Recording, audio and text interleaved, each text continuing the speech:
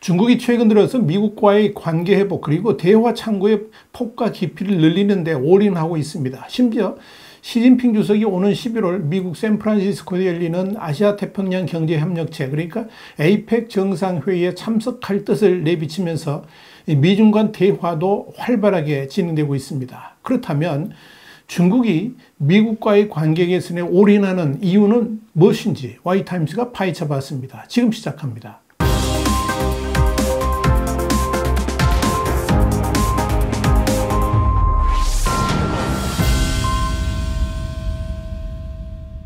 홍콩의 사우스차이나 모닝포스트는 26일 미중 관계가 불안정한 가운데 중국은 에이펙 정상회의에 참석을 하는 것을 전제로 미국과 협상 채널을 통해서 요구사항들을 논의하고 있다 이렇게 보도했습니다.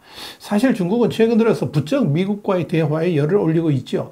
채널도 다양합니다. 지난 9월 16일부터 17일까지 몰타에서 열린 미국 제이크 설리번 국가안보보좌관과 왕이 중국 외교부장 간의 회담에 이어서 중국 외교의 최고 인사들이 전직 미국 재무장관을 만나서 미중 관계 개선을 당부할 정도로 전방위적입니다.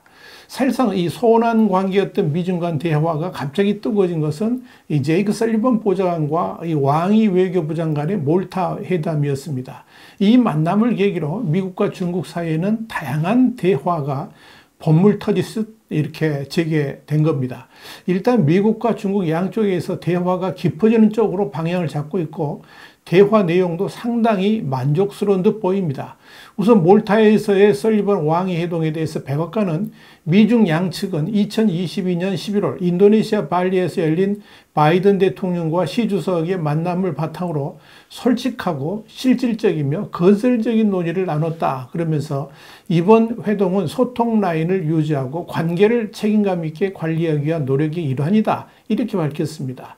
또 이번 만남에서 양국 관계의 주요 현안, 글로벌 및 지역 안보 문제, 우크라이나 전쟁과 양안 문제 등을 논의했다. 그러면서 미중 양국은 전략적 소통 채널을 유지하고 향후 몇 달 동안 주요 분야에서 추가적인 고위급 협의를 추진하기로 약속했다. 이렇게 발표했습니다.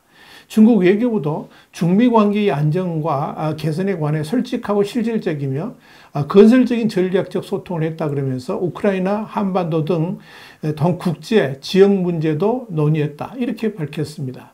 리창 총리도 지난 11일 인도 뉴델리에서 열렸던 G20 정상회의에서 조 바이든 미국 대통령을 만나서 중국의 발전은 미국의 도전이 아니라 기회고 중미 양국이 교류를 강화해야 된다라고 말했고요.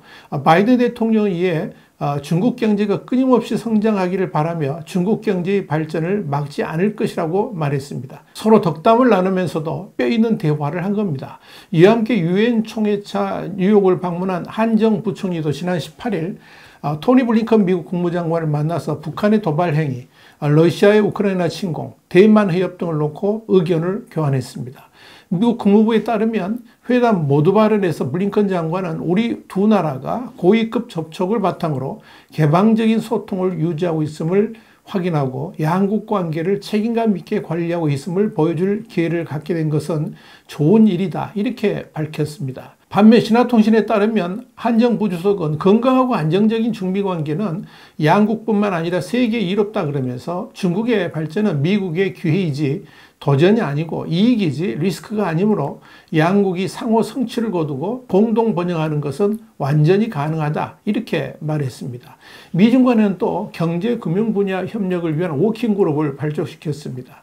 미국에서는 제니 앨런 재무장관이, 중국에서는 허리펑 부총리가 책임자입니다.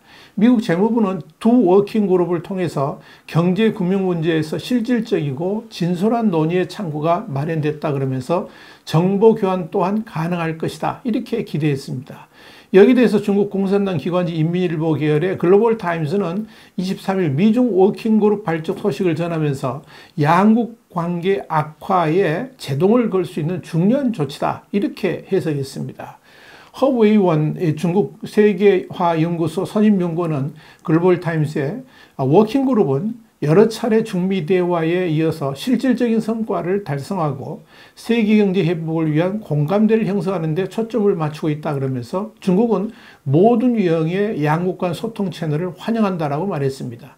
중국이 미국과의 대화에 얼마나 목이 말라 있는지는 지난 26일 중국을 찾은 헨리 폴슨 전 미국 재무장관을 최고위급 외교관들이 잇따라 만나서 양국 관계 개선을 위해서 역할을 해달라고 당부했다는 사실에서도 드러납니다. 26일 CCTV에 따르면 한정 국가부주석은 이날 베이징에서 폴슨 전 장관을 만나서 중미 관계는 현재 세계에서 가장 중요한 양자 관계라고 그랬습니다. 그러면서 양국은 각각 최대 개발도상국과 최대 선진국으로서 각 분야 호혜 협력을 강화하고 공동으로 세계 경제 회복을 추진해서 세계적인 도전에 대응해야 된다라고 말했습니다. 한정부 주석은 이어서 우리는 경제 구조를 더욱 최적화하고 개혁 개방을 심화하며 질 높은 발전을 실현할 것이라고 강조했습니다. 중국이 이렇게 미국과의 대화의 창을 활짝 열어놓고 사실상 통사정하듯이 구구절절하게 대화의 필요성을 강조하는 이유는 사실상 미국과의 경제활동 정상화가 중국 경제의 숨통을 트이게 할 수 있는 유일한 길이기 때문에 그런 겁니다. 중국은 미국과의 무역이 제약을 받더라도 EU와의 깊은 관계를 통해 사라지는 미국 시장을 얼마든지 대체할 수 있을 것으로 봤습니다.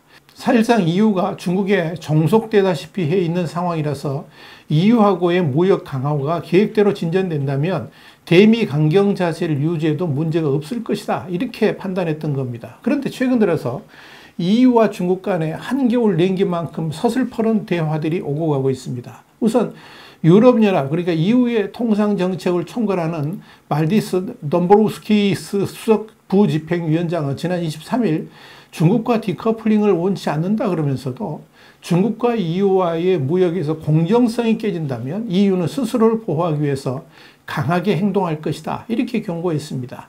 지난해 중국과 EU 간의 무역액은 사상 최대를 기록했지만 EU의 대중 무역 적자는 4천억 유로, 한 569조 원에 달했습니다.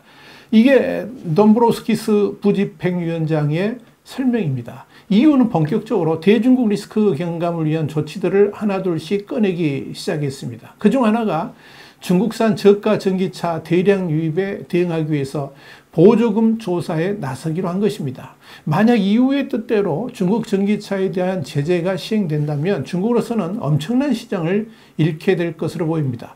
25일에는 덤브로스키스 부집행위원장이 우크라이나 전쟁에 대한 중국의 태도를 유럽과 중국 통상관계의 변수로 거론하면서 파문이 일었습니다.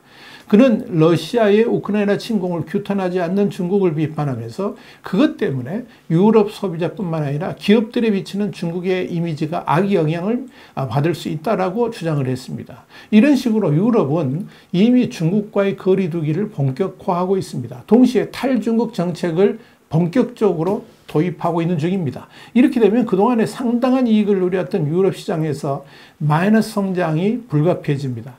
이런 상황에서 중국은 다시 미국 시장을 붙드는 게 최우선 순위로 부상을 했다, 이렇게 보시면 됩니다. 중요한 것은 지금 미국에게 있어서 최대 무역 시장이 더 이상 중국이 아니라는 점입니다. 실제로 올해 상반기에 중국이 미국 최대 수출국 자리에서 3위로 밀려났습니다. 이는 중국이 미국의 1위 수출국으로 올라선 지 15년 만의 일입니다. 일본의 니혼게제신문은 지난 14일 미국 상무부의 무역 통계를 인용해서 올해 1월에서 5월 미국이 중국에 수입한 규모가 1,690억 달러로 지난해 같은 기간보다 25% 줄었다 그러면서 이 기간 미국 전체 수입에서 중국이 차지하는 비중은 3.3%포인트 하락한 13.4%를 기록하며 19년 만에 최저 수준으로 떨어졌다라고 보도했습니다. 이는 중국 경제에 치명타를 안겼고 수출이 줄어든 중국 경제는 그야말로 빈사 상태에 빠지게 된 것입니다.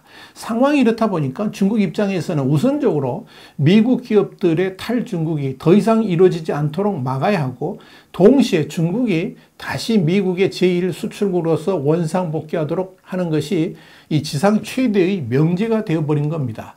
지금 중국이 대화의 열을 올리는 것도 결국 미중 간의 통상정책의 복원을 통해서 중국의 수출 시장을 다시 회복하자 하는 이야기입니다.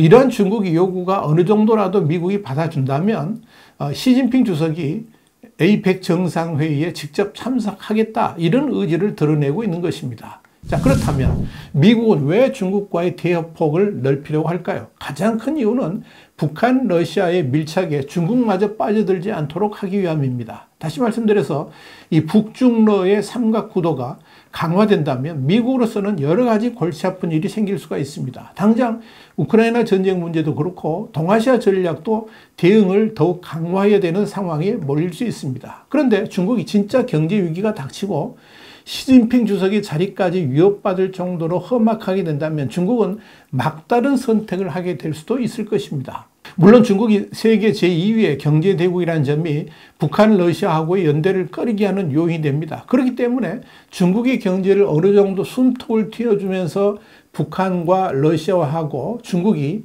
거리두기를 할 수 있도록 하고 동시에 중국이 러시아를 제어하는 역할도 감당해 주기를 미국은 원하고 있는 것입니다. 이와 함께 대만 문제의 안정도 꾀하자는데 중요한 목표가 있기도 합니다. 이런 이유 때문에 미국은 이 중국과의 대화폭을 넓히려고 하고 있고 특히 바이든 대통령과 시진핑 주석 간의 정상회담을 통해서 중요한 합의들을 타결하려고 하고 있는 것입니다. 미중 간의 다양한 채널로 대화들이 이어지고 급기야 정상 간 대화까지 열자고 하는 데는 다 이런 이유가 있는 것입니다. 와이타임 정세 분석이었습니다. 감사합니다.